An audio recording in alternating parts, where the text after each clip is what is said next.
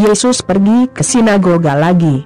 Ada seorang pria dengan tangan yang lumpuh. Beberapa orang juga berada di sinagoga yang ingin menuduh Yesus melanggar hukum, jadi mereka mengamati Yesus dengan saksama untuk melihat apakah dia akan menyembuhkan orang itu pada hari Sabat. Dia berkata kepada pria itu, "Kemarilah." Dan dia bertanya kepada yang lain, "Apa yang dikatakan hukum kita tentang Sabat? Apa yang diperbolehkan untuk dilakukan pada hari itu, baik atau jahat? Menyelamatkan seseorang dari kematian atau membiarkan mereka mati?" Tidak ada yang menjawab apapun. Jadi Yesus tampak marah dan sedih kepada mereka karena mereka tidak mau mengerti.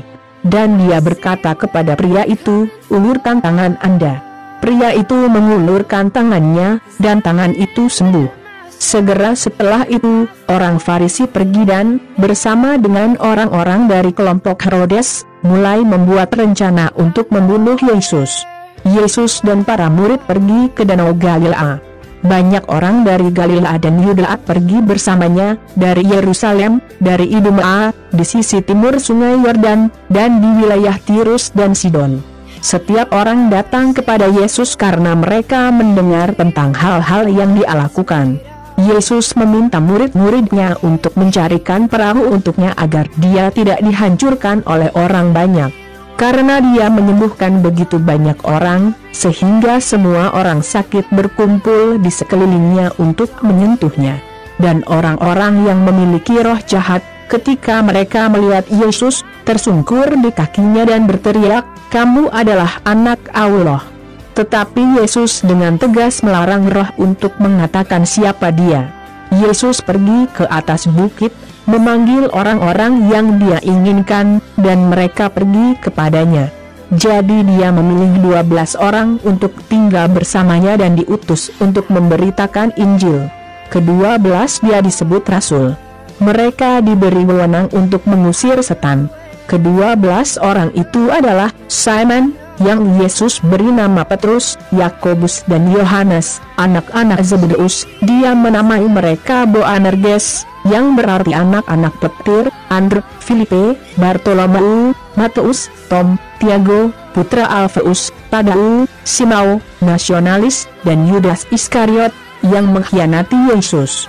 Ketika Yesus pulang, banyak orang berkumpul lagi, dan ada begitu banyak orang, sehingga dia dan murid-muridnya bahkan tidak punya waktu untuk makan. Kerabat Yesus mengetahui hal ini dan pergi menjemputnya karena beberapa orang mengatakan bahwa dia gila. Beberapa guru hukum, yang datang dari Yerusalem, berkata, dia didominasi oleh Beelzebub, pemimpin iblis. Beelzebublah yang memberdayakan pria ini untuk mengusir setan. Jadi Yesus memanggil semua orang dan mulai mengajar mereka melalui perbandingan. Dia berkata, bagaimana setan bisa mengusir dirinya sendiri? Negara yang terbagi menjadi kelompok-kelompok pejuang pasti akan dihancurkan. Jika sebuah keluarga terpecah, dan orang-orang yang menjadi bagiannya mulai berkelahi satu sama lain, maka keluarga itu akan hancur. Jika kerajaan setan terbagi menjadi beberapa kelompok, dan kelompok-kelompok ini saling bertarung, kerajaan itu tidak akan terus ada, tetapi akan dihancurkan. Tidak ada yang bisa memasuki rumah orang kuat dan mencuri propertinya tanpa mengikatnya terlebih dahulu. Hanya dengan begitu orang tersebut dapat mengambil apa yang dimilikinya di rumah. Saya katakan ini benar, dosa yang dilakukan orang atau menghujat Tuhan bisa diampuni.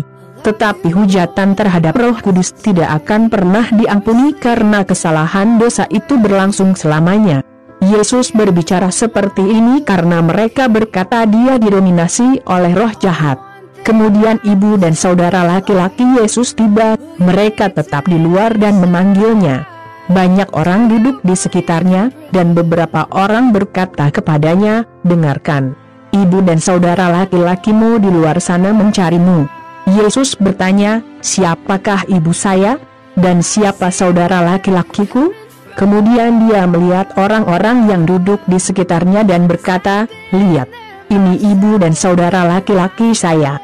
Karena siapapun yang melakukan kehendak Tuhan adalah saudara laki-laki saya, saudara perempuan saya dan ibu saya. Markus 3:1-2